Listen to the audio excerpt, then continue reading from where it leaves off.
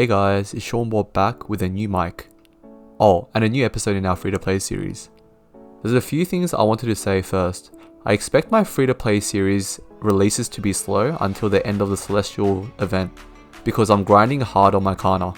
It's currently at level 211, and I'm trying to get it to level 225 by the end of the event.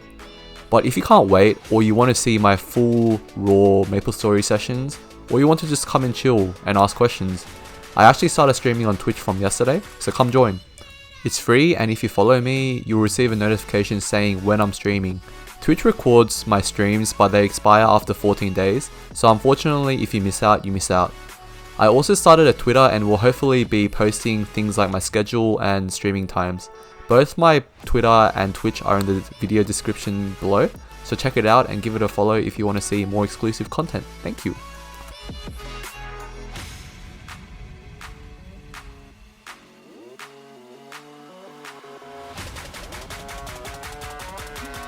Man, this stuff was actually from a week ago and I've progressed a lot since then. I finally got my 5th job this day, and I tried to make mesos with investing in legendary hero potions, but I'll go more in detail about that later.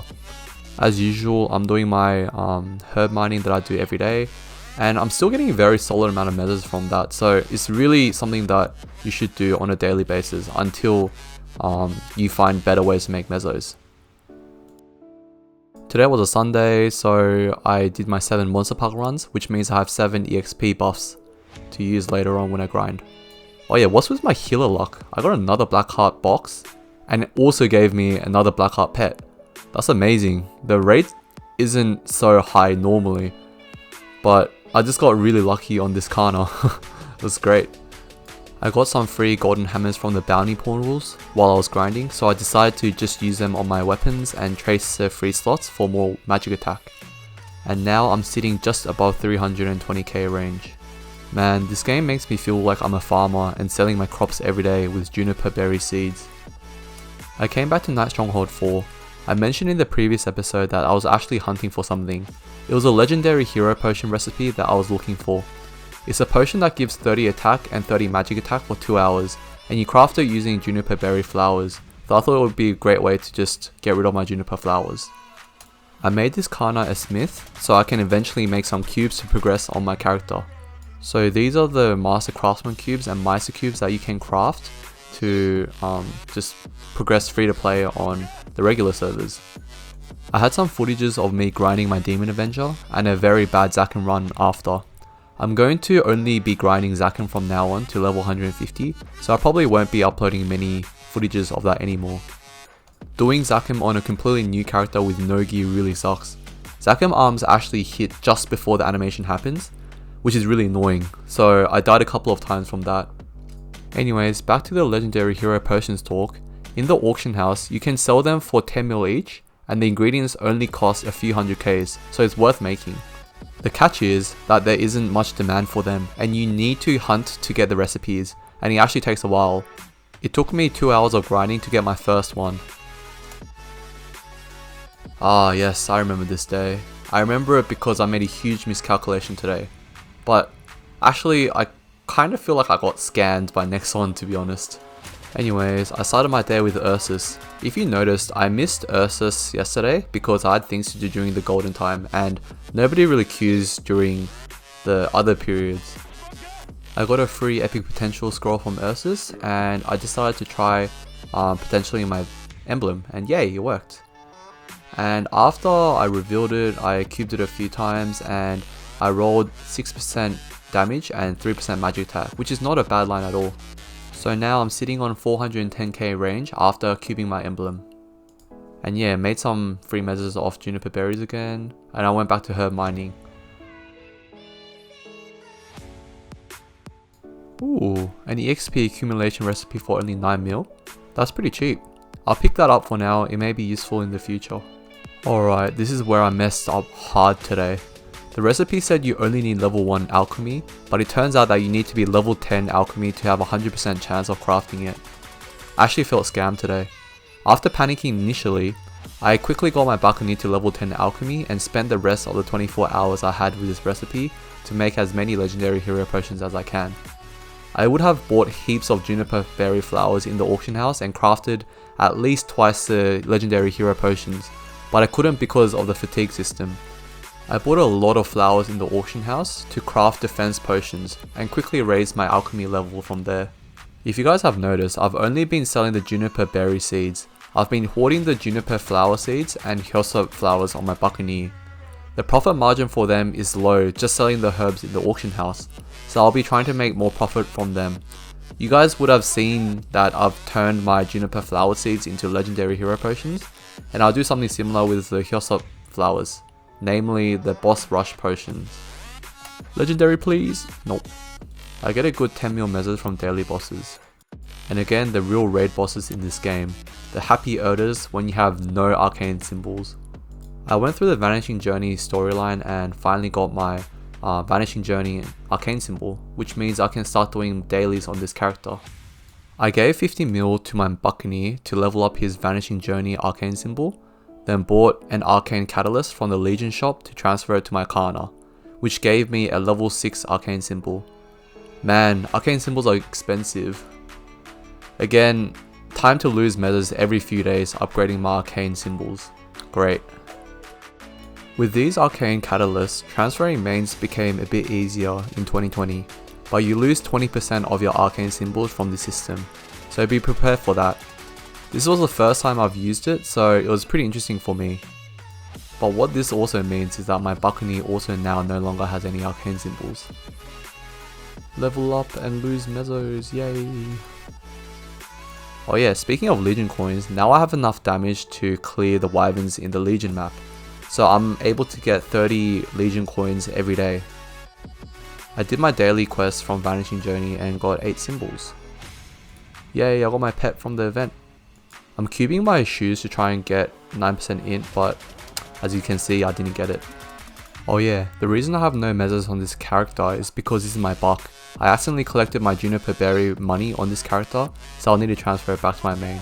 Yay, level 10, finally. And now that means the legendary hero potion has a 100% success rate of crafting, which means I have to craft as many of these as I possibly humanly can craft within the remaining 8 hours before this recipe expires. And I ran out of ingredients, so I went back to the auction house and bought some more ingredients, and they're only a few 100Ks to make the whole thing, and each legendary hero potion can sell up to 10 mil, so it's pretty profitable there. Alright, today I hit 500k range and I got to level 205, which was not bad.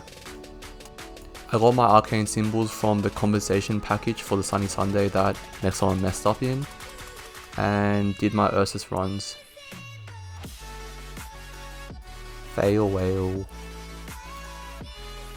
And holy crap, since when did Ursus give such an OP medal? 7 attack. That's actually pretty good to get. Like, I don't think you'll see many medals that give that much stat early game, so definitely something to pick up. And holy crap, the first day I listed the legendary hero potions is sold. I think up to now, that's the only day that I've seen it actually sell. I found a cheap Absolute fan, so I bought that. Hopefully by the end of the month, after the Spell Trace Fever event, I'll be 15% spell tracing that and getting it as my main fan, hopefully. I also picked up a reinforced Golux pendant and, you know, doing this usual, just potentially scrolling it, cold cubing it to 3% int, and spell tracing it, and finally enhancing it to give a almost a 50k boost to my range. So this is my new equips. So I'm on 500k range, as you can see now, which is not bad at all. I'm pretty happy with my progress. You can just pause the video or like go back to certain equips if you're interested, but there's nothing spectacular about any of my equips that I have so far. I did my Legion and Monster Park dailies, and today I bought a Greed pendant and bought some Monster Park potions from the shop. I did my Maple Tour run as usual. I'm still saving up for the piggy bank, and that's the wage I've accumulated so far. I did my Commercy runs after, and yeah, I got another cube from Vellum. I'm probably not going to be showing my boss runs much anymore. Just at the end of my boss runs, I'll show you how many cubes I got in total. I won't be showing like the individual cubes that I got from each boss because it just takes too long to edit. For the rest of the day, I grinded my Kana to level 205, and from now on, all the footages of just me grinding, I'll put on Twitch. And I only really recorded, I guess, at the points where I level, but I guess the grinding sessions aren't like, you know, it's not that different to what you'd expect. It's just me grinding really and just putting on an anime or like a Korean show to watch while grinding. But yeah, finally level 205, which means I can finally go to the reverse city. Reverse city, reverse city, reverse city, yay! Again, doing my usual Ursus run, and yay, I got my double S again. And then, you know, the rest of the run's just S grade, but that's okay. I also did my mining daily. Yeah, I haven't really missed out on many mining sessions. I got another Absolab fan because, you know, as you know, Kanas need a second fan for their Haku. And did my daily runs as usual. Hopefully I'll get stronger. Some of these dailies will take a bit less time. For example, Maple Tour takes around 4 minutes to clear each run, and that's actually quite a bit of time. Again, I got another cue from Horntail. I think this was the last session that I actually record my individual boss rewards. So, you know, I hope you guys will trust that I actually get the cube drops that I claimed that I got at the end of each boss run.